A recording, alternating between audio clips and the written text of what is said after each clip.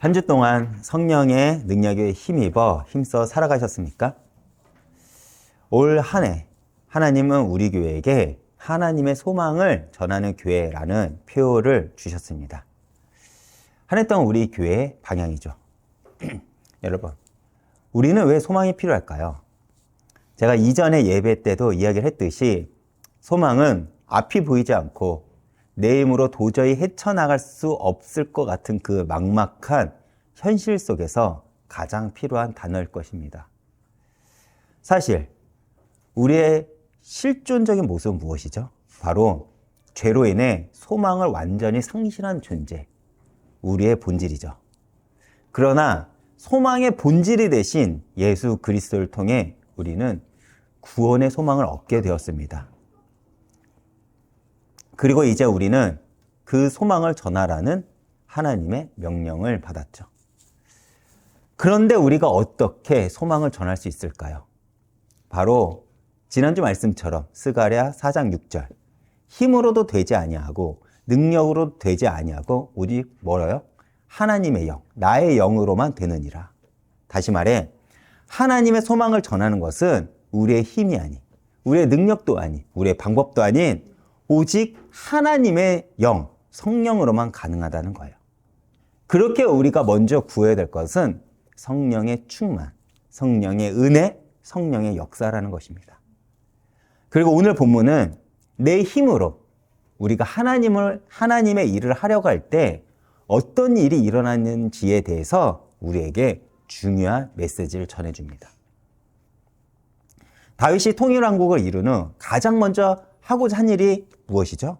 오늘 본문의 말씀처럼 70년 동안 방치되었던 이스라엘을 떠나 있던 하나님의 법궤를 예루살렘으로 모셔오는 일이었습니다. 법궤는 여러분들도 잘 알다시피 하나님의 임재를 상징하는 물건입니다. 근데 이 법궤가 70년 동안 방치가 되어 있었어요. 사울이 왕이 되었을 때도 그는 하나님의 법궤에 대해서 전혀 관심이 없었습니다. 그래서 역대상을 보면요, 사울 때 이렇게 얘기합니다. 사울의 때에는 우리가 그의 앞에서 묻지 아니었느니라 라고 기록을 하고 있어요. 즉 사울은 하나님의 법궤에 대해서 아예 관심이 없었기에 하나님께 묻지 않았다는 것이고, 이것은 곧 하나님을 의지하지 않고 하나님 없이 이스라엘을 다스렸다는 것을 의미합니다. 그런데 다윗은 어떠했습니까? 다윗은 이스라엘이 하나님의 나라가 되길 원했고 이스라엘이 하나님의 중심이 되는 나라를 세우고 싶어 했었죠. 그렇기에 방치되었던, 그가 왕이 되자마자 방치되었던 법궤를 가장 먼저 가지고 오고자 한 것입니다. 그런데 하나님 중심의 나라를 세우고자 하는 그 중심을 가지고 법궤를 드디어 예루살렘으로 가져오는 그 축제의 날에 어떤 일이 벌어지죠? 그 법궤를 가져오는 웃사가 죽는 그 비극으로 끝나는 일이 벌어집니다. 법궤를 운반하는 웃사가 법궤를 만지는 순간 그 자리에서 즉사하는 충격적인 사건이 일어난 것이죠. 오늘 이 사건은 우리에게 어떤 메시지를 전해줍니까? 하나님의 일을 하려면, 하나님의 소망을 전하려면 먼저 하나님의 방법을 배워야 한다는 거예요. 하나님의 방법을 배우기 위해서는 우리는 하나님을 알아야 되겠죠. 아무리 좋은 마음이 있어도, 아무리 내가 열정이 넘쳐도 하나님의 뜻과 하나님의 가지고 있는 그 동기와 그리고 하나님의 방법이 아니면 오히려 하나님의 영광을 가리게 된다는 것이죠. 오늘 본문 1절을 보면 다윗은 언약궤를 가지고 오기 위해 먼저 3만 명의 정예 부대를 뽑았다고 성경은 기록을 합니다. 이것은 다윗이 이 일을 얼마나 중요하게 생각했는지를 보여줘요. 이렇듯 다윗의 마음은 법궤에 있었습니다. 그러면서 제가 2절을 이어 읽어보겠습니다. 다윗이 일어나 자기와 함께 있는 모든 사람과 더불어 바알레 유다로 가서 거기서 하나님의 궤를 메어 오려 하니 그 궤는 그룹들 사이에 좌정하신 뭐라고요? 만군의 여호와의 이름을 불리는 것이라. 지금 다윗은 법궤를 단순한 물건으로 보는 것이 아니라 만군의 여호와께서 임재하신 거룩한 것으로 인식했습니다. 이것은 우리가 예배를 어떤 중심으로 드려야 하는지를 보여줘요. 우리 예배의 대상은 누구입니까? 거룩하고 존귀한 만군의 여호와임을 기억하라는 거예요. 왜요? 그분이 어떤 분인지 알아야 우리는 그분에게 맞게 우리는 자세와 태도를 취하고 하나님께 영광을 돌릴 수 있기 때문입니다. 오늘날 우리의 문제는 뭐냐면 하나님의 존재를 너무 가볍게 여긴다는 거예요. 그게 아니죠. 하나님이 우리한테 맞추는 것이 아니라 우리가 만군의 여호와 하나님께 우리의 삶과 목적과 이유와 태도와 자세를 맞춰야 되는 거예요. 이것이 신앙의 중심이라는 것입니다. 다시 돌아가 5절을 보면 하나님은 어떤 마음으로 법궤를 맞이하고자 했는지를 확인할 수 있습니다. 다윗은요. 다윗과 이스라엘 온 족속은 잣나무로 만든 여러 가지 악기와 수금과 비퍼와 소고와 양금과 재금으로 여호와 앞에서 연주하더라. 여러분들이 한번 상상해 보시길 바랍니다. 이 장면이 얼마나 웅장할지요. 70년 만에 하나님의 법궤가 돌아오는 그 거룩하고 축제의 날입니다. 그래서 그 거룩한 날을 기념하고자 3만 명이나 되는 이들이 악기를 들고 찬양하며 춤추고 기뻐하는 거예요. 역대상 13장 3절을 보면 다윗의 마음을 더 분명하게 표현하는 그 장면이 나옵니다. 제가 읽어보겠습니다. 역대상 13장 3절이에요. 우리 하나님의 궤를 우리에게서 옮겨오자. 사울의 때는 우리가 궤 앞에 묻지 아니었느라. 이 말은 어떤 의미를 가지죠? 사울의 때는 묻지 않았는데 나는 하나님께 묻고자 한다는 것입니다. 이것은 다윗의 신앙이 어떤 신앙인지를 보여주는 거예요. 다윗의 신앙이 어떤 신앙이었습니까? 바로 하나님께 묻는 신앙이었습니다. 다윗은 언제나 하나님께 물었어요. 골리앗 앞에 설 때도, 사울의 위협에 쫓겨 도망갈 때도, 그리고 왕이 되었을 때도 다윗은 끊임없이 하나님께 묻고 또 물었습니다. 이것이 다윗의 신앙이에요. 그리고 그가 하나님의 마음에 합한 이유가 되는 가장 결정적인 이유라는 것입니다. 사울은 하나님께 묻지 않았지만 다윗은 하나님께 물었고, 사울은 하나님을 무시했지만 다윗은 하나님을 높이고 싶어 했으며, 사울은 자기의 뜻과 목적대로 나라를 다스렸지만 다윗은 하나님 뜻대로 다스리고 싶었습니다. 그렇게 다윗은 계속 하나님께 묻고 또 물은 것이죠. 여러분, 신앙생활이라는 것은 내가 옳다고 생각하는 것을 하는 것이 아니라 하나님께 물으면서 그 한 발짝 한 발짝을 가는 것, 그것이 신앙생활이에요. 우리의 신앙생활은 나의 진심으로 드러나지 않습니다. 나의 말로 드러나지 않는다니까요. 내가 어떤 선택을 하고 내가 어떤 방향으로 그 삶을 가는지를 보면 우리의 신앙의 본질이 나옵니다. 그러면 내가 그 선택을 하기 위해서는 내가 하나님의 사람이라면 무엇을 해야 됩니까? 하나님께 물어야 되겠죠. 그런데 우리 인생에 때로 하나님께 묻지 않았는데 응답과 같이 오는 것들이 있어요. 그리고 우리는 그것을 하나님의 응답이라 생각하고 덥석 붙잡습니다. 왜 그렇습니까? 내가 생각한 대로 응답이 왔다는 거예요. 내가 하나님께 묻지 않았는데 내 생각대로 어떤 일이 벌어지고 문제가 해결되고 어떤 일이 벌어져요. 그런데 여기서 우리가 분명히 기억해야 될 것은 하나님의 생각은 우리와 다르다는 거예요. 우리가 왜 끊임없이 하나님께 물어야 됩니까? 하나님은 내가 원하는 길을 인도하시는 분이 아닙니다. 하나님은 내 인생을 너머의 길로 가게 하시는 분이에요. 그래서 우리의 시야에는 하나님의 그 인도하심이, 그 하나님의 그 역사가, 하나님의 열심이 보이지 않을 때가 있습니다. 왜? 하나님은 우리의 시야를 넘어 일을 하시기 때문에 그렇습니다. 그 길은 내 눈에는 막힌 것 같고 아닌 것 같아 보입니다. 그러나 하나님께 묻는 자는 절대로 그 길이 끝이 아님을 여러분들 기억하시길 바라요. 그 대표적인 인물이 바로 다윗이라는 것이죠. 다윗의 인생은 언제나 위태로웠습니다. 그러나 다윗은 언제나 하나님께 물었고 하나님은 다윗을 이스라엘 역사에서 가장 위대한 왕으로, 예수 그리스도를 예표하는 그 왕으로 만드셨습니다. 이것이 다윗이 대단해서, 다윗이 능력이 대단해서 그랬나요? 그렇지 않죠. 이건 하나님의 열심의 결과였다는 것입니다. 그리고 이러한 다윗의 외침에 역대상 13장 4절에 무 백성이 이 일을 좋게 여김으로 온 회중이 그대로 행했다라고 성경은 이야기를 합니다.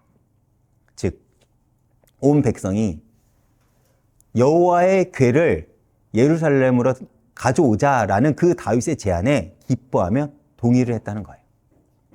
이것은 한 개인의 열심으로 만들어진 것이 아니라 온 공동체의 열망이었음을 기억하길 바랍니다. 그리고 이러한 이스라엘 모습은 교회가 어떠해야 되는지를 우리에게 보여주기도 하죠. 제가 지난주에 이야기했듯이 교회는요, 한 사람의 열정만으로는 절대 세워지지 않습니다. 교회는 같은 열정과 같은 마음을 품을 때야 비로소 그때 성령께서 역사하시고 교회가 세워집니다.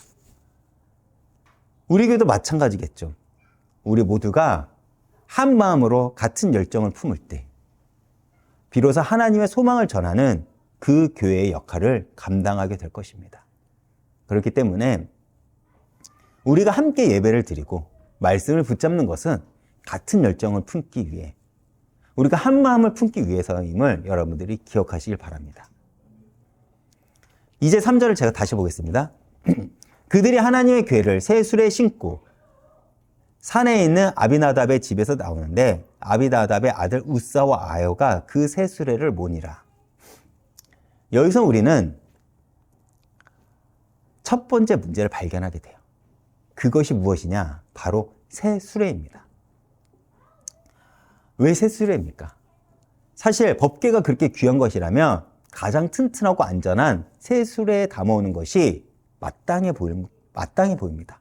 왜? 정성을 다하는 것처럼 보이잖아요. 우리의 상식은 그게 맞잖아요. 그런데 성경은 그게 문제라고 우리에게 이야기를 하고 있어요. 사실 이 방법은 이방인들의 방법이거든요. 사무엘상 6장을 보면요, 블레셋 사람들이 자신들이 빼앗았던 법궤를 다시, 그 법궤 때문에 재앙들이 자신의 나라에 덮치니까, 자신들이 도시에 덮치니까 그 하나님의 법궤를 이스라엘로 돌려보낸 장면이 나옵니다. 그때 그들이 썼던 방법이 뭐냐? 하나님의 궤를 새 수레에 실어서 돌려보냅니다. 블레셋 사람들은 이방이니까 하나님의 규례를 몰랐으니까 그렇게 했다 쳐요. 그들은 그들이 아는 최선의 방법으로 정성을 다해서 하나님의 법궤를 보낸 것입니다. 그런데 중요한 건 이거예요. 하나님의 백성인 다윗이, 그리고 이스라엘이 이방인의 방법을 그대로 따라했다는 것, 이게 문제라는 거예요. 다시 말해 세상의 방법을 그대로 가져와서 자신들의 정성과 열심이 신앙이냐 했다는 것입니다. 그런데 이 법궤를 어떻게 운반해야 되냐? 민수기 4장 15절에 그 방법이 정확하게 나와 있습니다. 제가 읽어보겠습니다. 고앗 자손이 와서, 누가 와서요? 고앗 자손이 와서 맬 것이니라. 그러나 여기서 뭐라고 하냐면 성물은 만지지 말라. 그들이 죽으리라. 정확하게 어떻게 해야 될지 나왔죠. 그런데 70년이라는 세월 동안 법궤가 방치가 되어 있었어요. 그 세월 동안 이스라엘은 이 규례를 잃어버린 겁니다.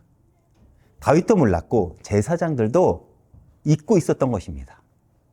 아니, 어쩌면 알려고 하지 않았을 수도 있어요. 왜냐하면 이방인들의 방식이 더 편리했기 때문에 그렇습니다.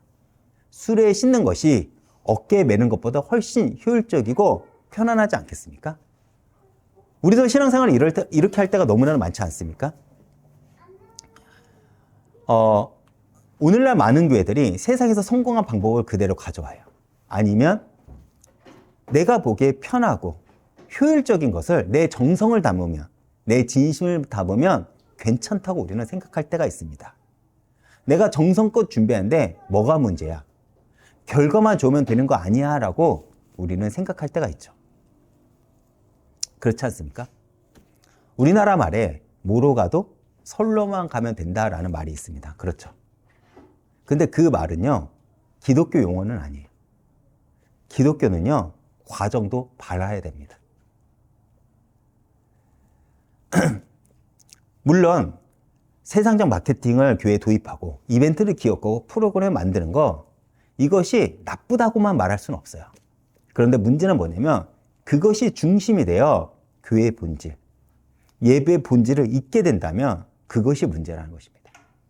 근데 오늘날 교회는 하나님의 예전을 거룩하게 지키는 것보다 우리의 감정을 자극하는 그 예배의 중심이 되어가는 것이 오늘날 현실입니다. 말씀에 우리가 중심을 얻기보다는 우리는 어떤 다른 외부적인 것에 우리는 더 중심을 둔다니까요. 그것이 문제가 된다는 것입니다. 그걸 이어서 바로 6절과 7절 제가 읽어보겠습니다. 그들 나곤의 타작마을의 마당에 이르러서는 소들이 뛰므로 웃사가 손을 들어 하나님의 궤를 붙들었더니 여호와 하나님 웃사가 잘못함으로 말미암아 진노하사 그를 그곳에서 치시니 그가 거기 하나님의 궤 곁에서 죽으니라. 여러분, 이 장면 이해가 가시나요? 그래도 하나님이 너무하다고 생각하지 않으시는가요? 갑자기 소가 뛰어서 수레가 기울어지고 법궤가 떨어질 것 같으니까 웃사가 급한 마음에 손을 뻗어 잡은 것입니다. 법궤가 땅을 떨어지면 깨질 거잖아요. 그러니까 본능적으로 법궤를 보호하기에 손을 댄 거라니까요. 아마 누구라도 그 상황 속에서는 본능적으로 그렇게 했을 것입니다. 그런데 문제는 뭐냐면 그 행동이 하나님의 진노를 얻게 한 거예요. 그리고 그 결과가 웃사가 그 자리에서 죽게 된 것입니다. 이것을 역대상에서는 조금 더 정확하게 우리에게 표현해줘요. 역대상 13장 9절에서 10절입니다. 제가 읽어보겠습니다. 기돈의 타작마당에 이르러서는 소들이 뛰므로 웃사가 손을 펴서 붙들었더니 웃사가 손을 펴서 궤를 붙듦으로 말미암아 여호와께서 진노하사 치심에 그가 거기서 하나님 앞에 죽으니라. 여기서 강조한 게 있어요. 뭐냐? 웃사가 손을 펴서 법궤를 붙들었다는 것입니다. 이것이 하나님의 진노를 하나님께서 이것 때문에 진노하신 거예요. 우리가 잘 알고 있듯이 여기에 웃사가 아기가 있었을까요? 그렇지 않죠. 법궤가 떨어질 것 같으니까 법궤를 보호하려고 본능적으로 손을 가져다 댄 것입니다. 그런데 성경에는 그냥 죽으니라라고 하지만 다른 해석본에 보면 찢어 죽었느니라 아니면 터져 죽었느니라라는 해석도 있어요. 그렇게까지 몸이 찢겨 죽어야 할 만큼 그 일이 큰 일인가요? 도대체 무엇 때문에 하나님은 이렇게까지 그 일에 대해서 진노를 하셨을까요? 여러분, 웃사라는 이름의 뜻은요, 히브리어로 힘, 능력이라는 의미를 가져요. 지금 하나님의 궤가 떨어질 것 같으니까 당장 웃사는 자신의 이름처럼 내가 가지고 있는 힘과 능력, 내 방법대로 하나님의 법궤를 붙잡을 수 있을 것이라고 그는 착각한 거예요. 제가 조금 더 이해하기 쉽게 다른 식으로 표현해 보겠습니다. 이렇게 표현하면 여러분들 좀 이해하려는지 모르겠습니다. 우리는 그게 문제라고 생각하잖아요.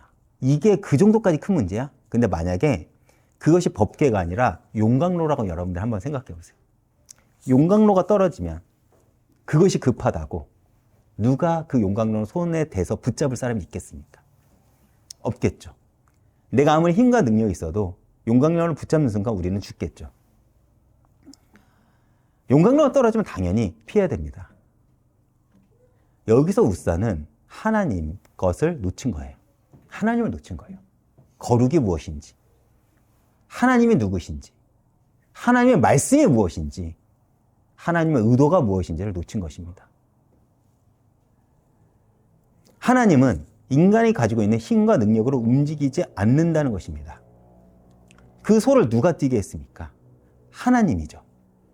하나님이 그 소를 격분시켜 움직였는데 그것을 누가 막을 수 있겠습니까? 소가 날뛰면서 법궤가 떨어질 것 같으면 왜 하나님께서 그 법궤를 흔드셨는지 그것을 봐야 하는데, 웃사는 하나님의 것을 자기가 통제할 수 있다고 그는 믿은 것입니다. 생각하는 것이에요. 근데 이것을 가리켜 우리는 뭐라고 하냐면 교만이라고 합니다. 용광로를 만지면 죽게 되듯이 웃사가 하나님의 거룩에 손을 대니까 죽게 된 거예요. 여러분, 법궤는 하나님의 임재를 상징해요. 하나님의 거룩이 있다는 것입니다. 죄인이 함부로 잡을 수 있다는 것을 의미하지 않아요. 하나님의 거룩에 죄인이 다가갈 수는 없습니다. 웃사가 죽은 것은 하나님에 대한 무지였습니다. 웃사의 무지가 거룩한 하나님의 궤를 손상시킨 거예요. 우리식으로 이야기해 보겠습니다. 내 진심과 열심이 하나님을 움직일 수 있다고 우리는 생각한다는 것이죠. 그것이 아니라는 거예요. 바로 그것이 인간의 방법의 한계라는 것입니다. 아무리 좋은 의도고 아무리 진심이라고 해도 하나님의 방법이 아니면 오히려 하나님의 영광을 가리게 된다는 거예요. 여러분, 성도로서 가장 큰 저주가 뭘까요? 성도로서요. 거룩하지 않은데 유명해지는 것이 가장 큰 저주라고 생각을 합니다. 왜요? 내가 높아진 만큼 하나님의 영광을 가리게 되니까요. 우리가 수많은 사람들, 수많은 목사님들의 그런 모습을 우리가 목도하지 않았습니까? 그분을 보고 우리가 은혜도 받고 열광도 했는데 그분의 말년이 거룩하지 않은 모습을 우리가 봅니다. 그때 우리가 받은 상처, 상실감, 세상의 조롱, 그것을 하나님께서는 경계하신 것입니다. 여러분, 법궤가 왜 70년이나 긴 세월 동안 방치되었었죠?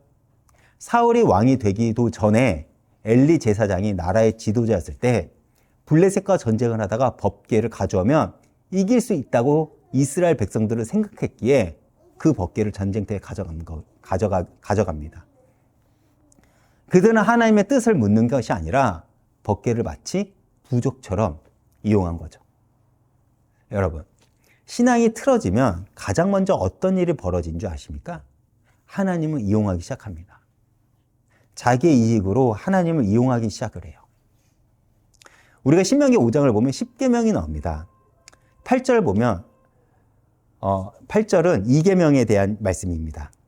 제가 읽어보겠습니다. 너는 자기를 위하여 새긴 우상을 만들지 말고 위로나 하늘에 있는 것이나 아래로 땅에 있는 것이나 땅 밑에 물속에 있는 것을 어떤 형상도 만들지 말라라는 계명을 우리에게 주십니다.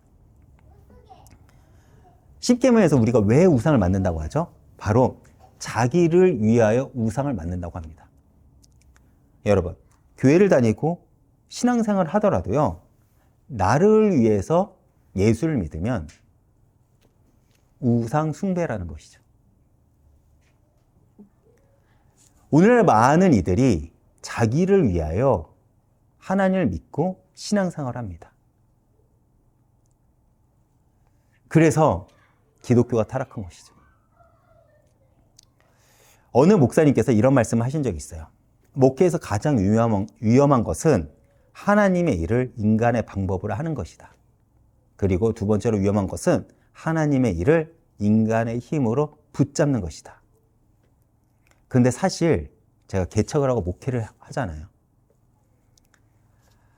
힘드니까 자꾸 어떤 식으로 머리가 돌아가냐면 하나님의 일을 인간적인 방법으로 하려고 생각이 막 드는 거예요. 그리고 인간의 힘으로 하나님의 일을 붙잡으려고 하는 나의 현실을 보게 됩니다. 그것을 가장 경계해야 될 제가 문제와 사건이 딱 터지니까 그렇게 보인다니까요. 그런데 그렇게 하면 할수록 오히려 하나님은 저에게 목회적 한계를 마주하게 하며 하나님께 엎드리게 합니다. 안 된다는 것이죠. 오히려 더 깊은 한계, 더 깊은 절망, 더 깊은 막힘 속에서 하나님을 바라보게 하십니다. 어쩌면 이것이 시간이 지나서 하나님의 그 막힘이 축복이었다는 그 고백을 제 삶에 간증을 할 날이 오지 않겠습니까? 왜 그럴까요? 왜 하나님은 저에게 그 한계를 계속 마주하게 할까요? 왜 그렇게 저에게 절망을 보게 하고 왜 그렇게 하나님을 보게 할까요? 앞서 이야기했듯이 교회는 언제나 성령으로 시작돼야 되지 세상의 방법, 내 능력, 내 경험으로 세워지면 안 되기 때문입니다. 그래서 교회가 가장 먼저 세워지려고 할 그 초대교회 시대 때 하나님이 인간의 방법이 조금이라도 들어가면 안 되니까 아나니아와 삽비라를 죽여버리신 것입니다. 잘라내신 것이죠. 왜요? 그 인간의 그 동기가 처음에 시작하면 들어가면 안 되기 때문에요. 하나님의 그 새로운 시작은 언제나 그러했습니다. 아브라함은 아버지를 잘라내고 세상의 것을 잘라냄으로써 시작되었고, 초대교회는 그 아나니아 삽비라의 그 인간적인 동기를 잘라냄으로 시작됐습니다. 다윗도 마찬가지죠. 이제 하나님의 나라, 하나님을 드러나는 그 제사장의 나라가 되어야 됩니다. 근데 그 인간적인 방법이 들어가면 안 되니까 하나님은 우사의 방법을 잘라내신 것입니다. 그리고 그렇게 세워진다고 한들 인간의 방법이 중심이 된다면 우리 교회는 우사처럼 하나님의 진노를 살 수밖에 없겠죠. 사실 우리는 종종 하나님, 내가 이렇게 열심히 하는데 왜 응답이 없냐고, 이렇게 헌신까지 했는데 왜 역사가 일어나지 않냐고 원망을 할 때가 있습니다. 그런데 우리가 분명히 오늘 기억해야 될 것이 있어요. 하나님은 우리의 열심을 원하는 것이 아니라 하나님의 방법을 원하고, 우리의 정성이 아니라 성령의 인도하심을 구하는 그 우리의 중심을 원하시며, 우리의 힘이 아닌 우리를 통해 드러나는 하나님의 능력이 나타나기를 원하신다는 것입니다. 그리고 제가 8절 이어보겠습니다. 여호와께서 우사를 치심으로 다윗이 분하여 그곳을 베레스 우사라 부르니 그 이름은 오늘날까지 이르니라. 그 일이 벌어지니까 다윗이 뭐 어떻게 했다고? 분했다고 합니다. 격노했다는 것이죠. 다윗이 왜 분노했습니까? 자신은 정말 중심을 다했기 때문에 그렇습니다. 열심을 다했건 진심이었거든요. 간절히 바랬거든요. 그런데 꼭 이렇게까지 해야 했냐는 것입니다. 다윗은 법궤를 70년 만에 가져오려고 했죠. 게다가 우사는 법궤를 보호하려다 죽은 것입니다. 자신의 열심과 자신의 헌신이 있었기 때문에 분노했던 것이죠. 우사 입장에서 보면 좀 억울하지 않겠어요? 그는 분명 법궤를 보호하려고 한 것입니다. 또 다윗의 입장을 보면 어떻습니까? 법궤가 들어온 날 3만 명이나 되는 그 백성을 뽑아 축제장을 열었습니다. 그런데 갑자기 그 날이 비극의 날이 된 거예요. 여러분, 이 사건을 보면 우리는 하나님이 너무하다는 생각이 들 때가 있습니다. 너무 잔인하다, 너무 극단적이다, 그렇게까지 해야 되느냐, 적당히 하시지, 사랑의 하나님 아니냐. 그런데 사실 우리의 신앙을 보면 하나님 어쩔 수 없었잖아요. 그래서 내가 이렇게 타협하고 이 정도까지는 주님께서 받아줄 수 있잖아요. 이런 것들이 우리 삶에 너무나도 많습니다. 사실 우리는 우리의 신앙이 얼마나 틀어져 있는지 우리는 잘 몰라요. 합리적이고 타당성을 가지고 있는 그 죄, 그것이 우리의 신앙을 무너뜨린다는 사실을 사실 우리는 잘 모른다니까요. 오늘 법궤를 가져오는데 다윗과 이스라엘은 규례대로 한 것이 아니라 자신들이 알고 있는 열심인 그 세 수레를 가져왔습니다. 우사는 어떠했습니까? 법궤를 손으로 붙잡으려 했습니다. 분명히 우리가 앞서 보았듯이 법궤를 뭐라고요? 손에 대지 말라고 하나님은 분명하게 경고를 했어요. 근데 손을 댄 것입니다. 이와 같은 합리적이고 타당성 있는 것들이 우리의 신앙을 무너뜨린다는 것이죠. 여러분, 인본주의가 뭔지 아십니까? 인본주의는 인간적으로 볼 때 가장 타당하고 합리적인 근거를 가지고 있다는 거예요. 그래서 우리는 그것이 죄라고 생각하지 않습니다. 그런데 합리적인 근거를 가져오면 우리는 그것이 하나님 반대쪽에 있더라도 우리는 납득을 안 합니다. 죄를 인정하지 않죠. 그래서 그 죄가 무서운 거예요. 사울을 보세요. 아말렉과 전쟁을 했을 때 하나님께서는 분명하게 아말렉을 완전히 진멸하라고 명령을 했어요. 그런데 사울이 어떠했죠? 소와 양은 남겨둡니다. 왜요? 보기에 좋으니까. 그 가축이 어떤 잘못을 하지 않았잖아요. 좋은 것은 하나님께 드리고 안 좋은 것은 자신들의 재산을 가진다는 게 얼마나 합리적이에요. 이렇게 합리적이고 타당한 근거를 가지고 교묘하게 하나님의 명령을 그는 어깁니다. 그리고 그가 생각하기에 자신은 합리적인 이유가 있으니까 사무엘이 와가지고 사울의 나라가 날아갈 거라고 예언했을 때 그는 납득하지 못한 것입니다. 그래서 다윗을 죽이려고 한 거죠.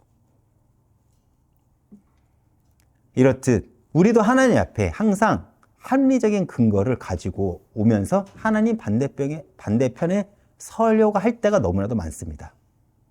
그래서 우리는 항상 내 중심이 어디에 있는지를 점검해야 되죠. 그렇지 않으면 우리는 계속해서 하나님을 원망하고 하나님께 분노하게 될 것입니다. 다윗의 분노는 그런 것이었다니까요. 자신은 너무나도 합리적이었고 타당했다고 생각했기에 하나님께 분노를 했던 것입니다. 그런데 곧 그 분노가 두려움으로 바뀝니다. 9절입니다. 다윗이 그날에 여호와를 두려워하여 이르되 여호와의 괴가 어찌 내게 오리요. 이것은 단순히 내가 하나님 무서워했다는 것을 말하는 게 아니에요. 하나님 그 거룩에 대한 경외심이 드러났다는 것입니다. 처음에는 순간 분노했지만 다윗은 하나님의 그 거룩하심에 대한 두려움으로 그것이 바뀌기 시작한 것입니다. 다윗이 깨달은 것이죠. 아, 내가 하나님을 너무 가볍게 여겼구나. 내가 하나님의 거룩을 잊었구나. 만군의 여호와를 인간적인 방법으로 내 편의로 모시려고 했구나. 다시 말해 자신의 합리적이고 그 타당한 근거가 하나님 앞에서는 타당하지 않음을 그는 알게 되었다는 것입니다. 여러분, 앞서 제가 이야기했듯이 다윗의 신앙이 뭐라고 했습니까? 묻는 신앙이라고 했습니다. 아마 다윗은 처음에는 분노했을 거예요. 이해를 하지 못했겠죠. 그러다 하나님께 물으면서 자신의 신앙을 점검했을 것입니다. 왜 일이 일어났고 내가 어디가 틀어졌는지를 발견했을 거예요. 그리고 우사가 죽은 장소를 베레스 우사라는 지명으로 부릅니다. 베레스 우사는 우사의 터짐 또는 우사를 치신 곳이라는 의미를 가져요. 즉 다윗에게는 그 장소가 하나님의 거룩을 함부로 다루면 안 된다는 그 영원한 징표의 자리가 된 거예요. 앞으로 다윗은 그 장소를 생각하면서 끊임없이 하나님의 거룩에 대해서 고민하고 두려워했으며 하나님을 경외했을 것입니다. 그리고 10절과 11절 제가 이어서 읽어보겠습니다. 다윗이 여호와의 궤를 다윗의 성 자기에게로 메어 가기를 즐겨 하지 아니하고 그것을 가드 사람 오벳 에돔의 집으로 메어 간지라. 여호와의 궤가 가드 사람 오벳 에돔의 집에 석 달을 있었는데 여호와께서 오벳 에돔과 그의 온 집에 복을 주시니라. 다윗은 그 법궤를 오벳 에돔의 집에 머물게 하고 3개월을 기다립니다. 그래서 이 3개월간 이 3개월은 무엇을 의미할까요? 단순히 이 3개월의 시간을 보낸 것은 아닐 것입니다. 이 3개월은 하나님의 방법을 배우는 시간이에요. 말씀을 연구하고 규례를 찾아보고 어떻게 하는 것이 하나님의 방법인지를 그는 배우고 깨닫는 시간이었을 것입니다. 다윗은 이 3개월 동안 무엇을 했을까요?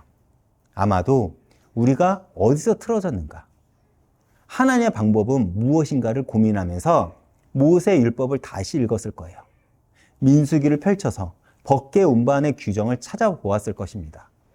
제사장들과 레위인들을 불러서 회의하고 물어보며 상의했을 거예요. 그런데 이러한 다윗의 모습, 우리도 그래야 되죠. 때로 우리는 하나님께 묻지 않고 내가 생각했던 어떤 것들, 그 응답이라고 생각해 선택한 일들이 오히려 문제로 닥칠 때가 우리의 삶에 종종 있습니다. 그때 우리는 어찌해야 합니까? 우리도 다윗처럼 하나님의 방법을 배워야 돼요. 하나님을 고민해야 되고 하나님의 뜻이 어디 있는지를 우리는 고민해야 된다는 거 아니에요. 내가 어디서 틀어졌고 그렇다면 어떻게 회복해야 될지 말씀을 통해 점검하고 예배를 통해 지금 나에게 주어진 삶의 방향은 무엇인지를 배우며 기도를 통해 하나님과 깊은 관계 그리고 하나님의 그 음성을 들어야 한다는 것입니다. 그렇다면 하나님은 모든 것을 합하여 선으로 만드신다는 그 말씀처럼 오히려 그 문제가 우리의 신앙을 더 굳게 만들어 줄 것입니다. 그리고 중요한 것은 하나님께서 오베데돔의 집에 복을 주셨다는 거예요. 이는 법궤가 저주가 아니라 축복의 통로임을 우리에게 보여준다는 것이죠. 다만 하나님의 방법대로, 하나님의 뜻과 목적대로 거룩하게 다뤄져야 한다는 것을 우리에게 알려준다는 것입니다. 여러분, 우리는 때로 신앙생활을 내 생각과 방법, 내 형편에 맞출 때가 너무나 많아요. 그러나 우리가 왜 말씀을 보고 예배에 나와서 우리가 말씀을 듣습니까? 하나님의 뜻이, 목적이, 방법이 무엇인지를 배우기 위해서입니다.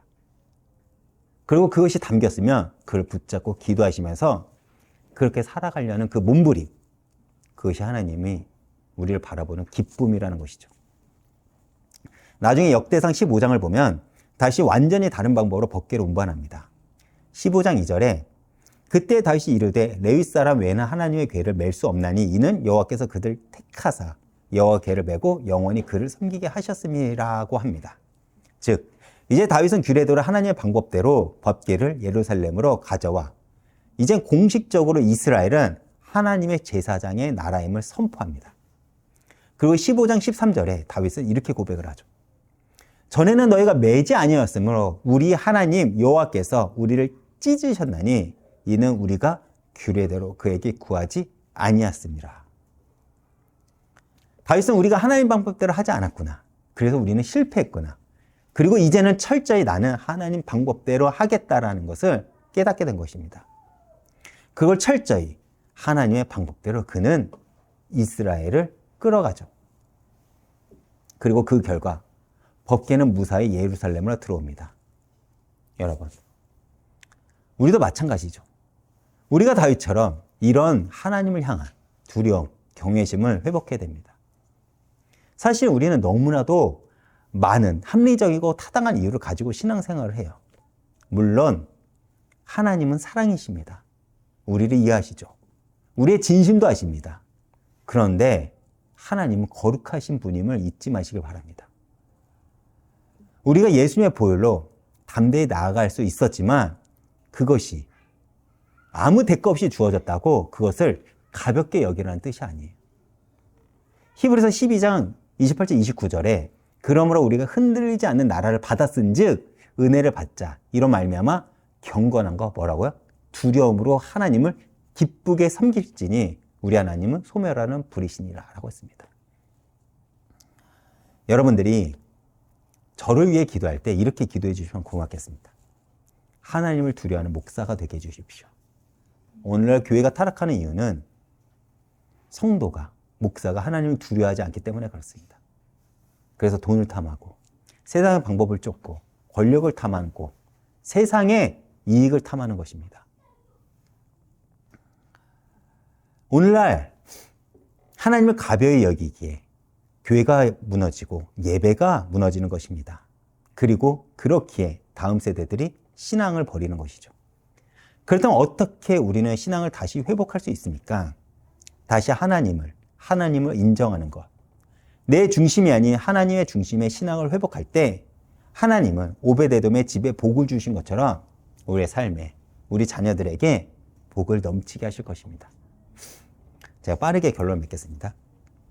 오늘 이 사건을 통해서 알게 된 것이 무엇이죠? 하나님의 법궤를 실은 수레를 흔든다면, 하나님이 법궤를 실은 수레를 흔든다면 우리는 하나님을 잡고 싸우고 주장한 것이 아니라 그 앞에 굴복해야 된다는 것을 우리는 배웠습니다.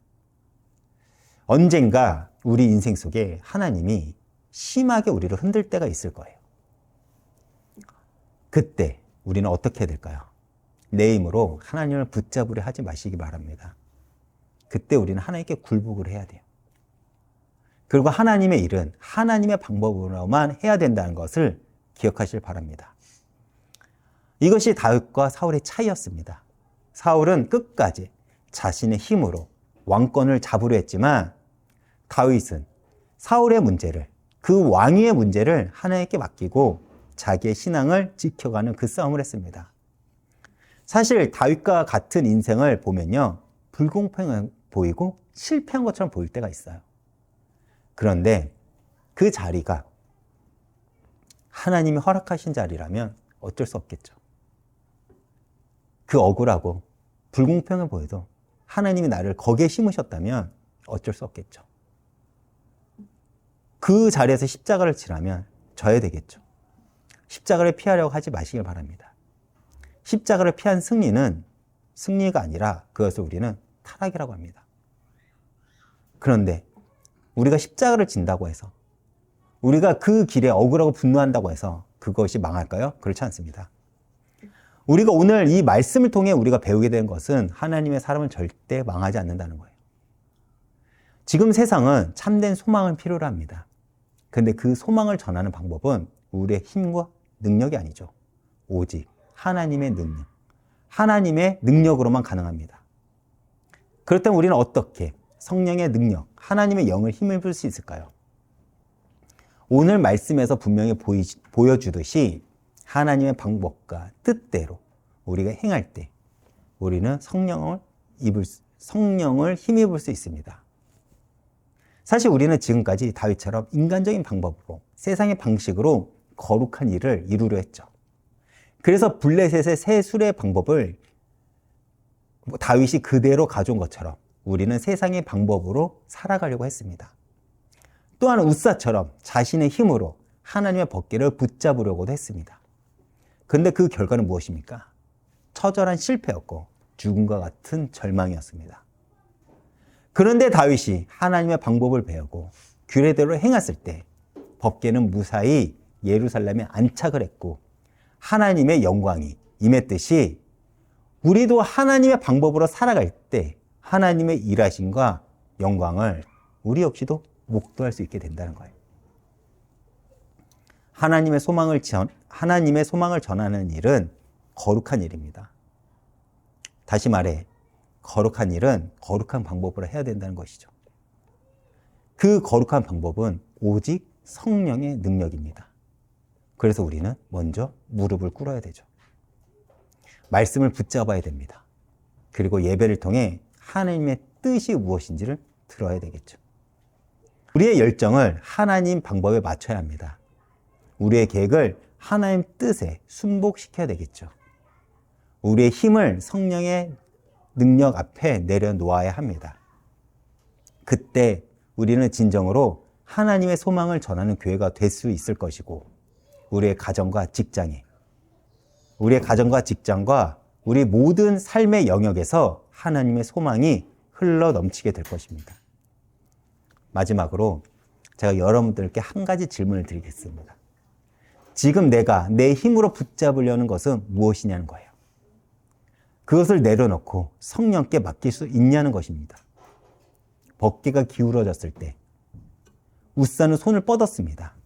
그러나 우리가 여기서 알아야 될 것은 하나님은 우사의 도움이 필요하지 않는다는 것입니다. 오히려 우사의 손이 하나님의 영광을 가렸다는 것이죠. 우리도 마찬가지입니다. 우리가 붙잡으려 하면 할수록 하나님의 영광은 가려집니다. 그러나 우리가 내려놓을 때 하나님은 일을 하신다는 것이죠.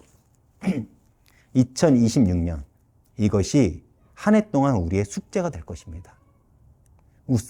우사의 손이 아니라 다윗의 겸손을 배우는 한 해가 되길 소망합니다. 내 힘이 아니라 성령의 능력을 의지하는 한 해가 되길 바라요. 그래서 우리 교회가 그리고 우리 각자가 진정으로 하나님의 소망을 전하는 통로가 되기를 간절히 소망하겠습니다.